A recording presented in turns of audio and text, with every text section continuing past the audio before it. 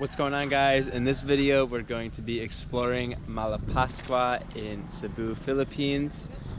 Yeah, it was a pretty long journey to get here. Right now I'm at Maya Port waiting to get across, so it should be about a 40-minute ferry ride from here. I had to pay an environmental fee of 140, and then I think the ticket is either, for the ferry is either 120 or 200, I'm not sure yet. But yeah, we left Manila on a really late flight last night to get to Cebu early in the morning, about 2:30 a.m. because I heard that the traffic can be pretty bad. So I wanted to get the bus to the ferry port here, Maya Ferry.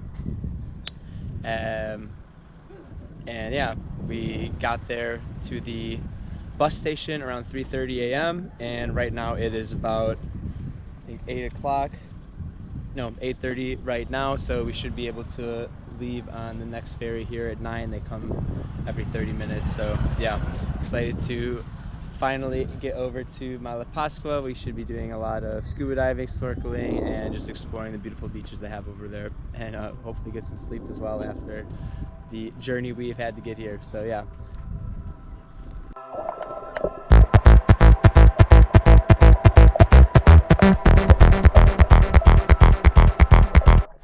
What's going on, guys? We just made it to our first beach here in Malapascua. Real quick fun fact about Malapascua is that the name came from some Spanish people when they got shipwrecked here on Christmas Day, and they were scared they were going to be stuck on this island until Easter. So Mala in Spanish, Mala, bad. Pascua is like Easter. Yeah, Easter. So yeah, Malapascua. Yeah. So yeah, here we're on North Beach, also known as La Grave Beach right now, and apparently this is considered the nicest beach on the island itself, and it's really nice. We took 2 motorbikes here. Each one was 50 pesos. 50 for each of us to come here, so about a little less than $1. Definitely worth it. From the main area in the town, it's about 2 kilometers. Yeah, they say you can walk in 30 minutes, but I think it would be longer and not a good idea. So yeah, take the bike. Definitely take the bike. But yeah, here's the view. And I think we're gonna try to do some snorkeling and just enjoy.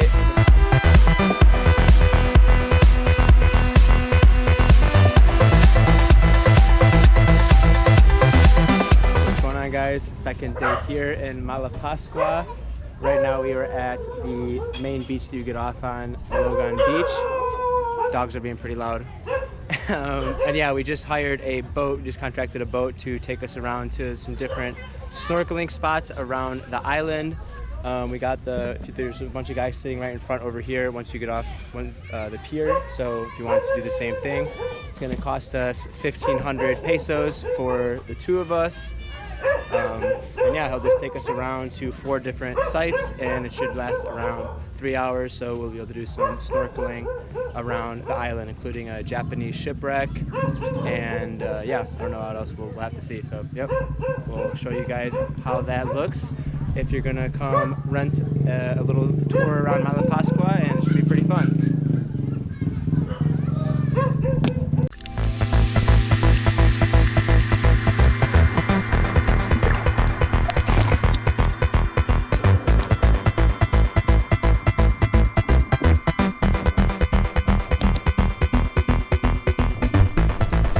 What's going on, guys? Last day here at Malapascua. Yesterday we did the Thresher Shark diving, so I'll show the dive video after this. But yeah, it was a really amazing experience, right?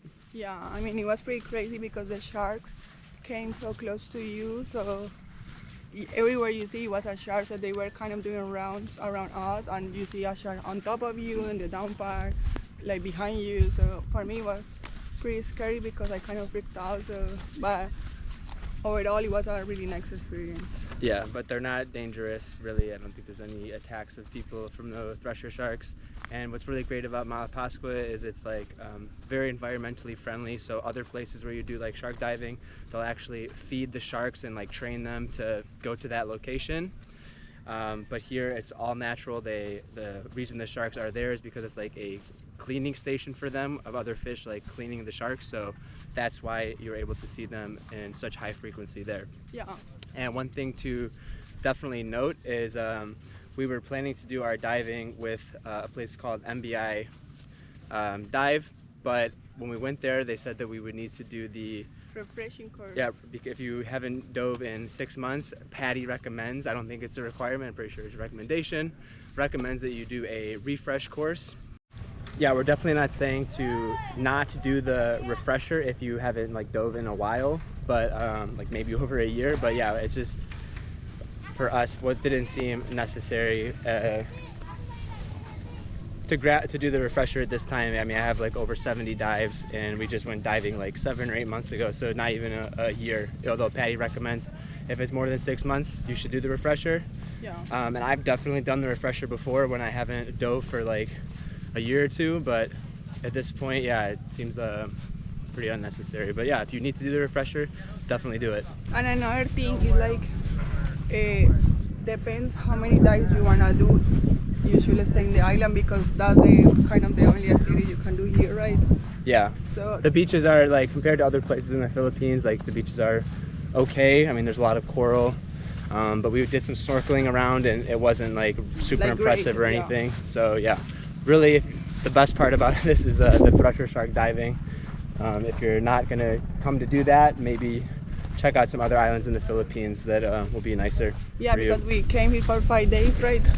Yeah. And we just died one day, and the other day we were being like chilling, but we meet people that they're going to stay for 12 days. So if you are just like into like diving, that's good because it's pretty nice if you wanna keep diving with the sharks. But if you wanna do other things, I don't think this is the best place.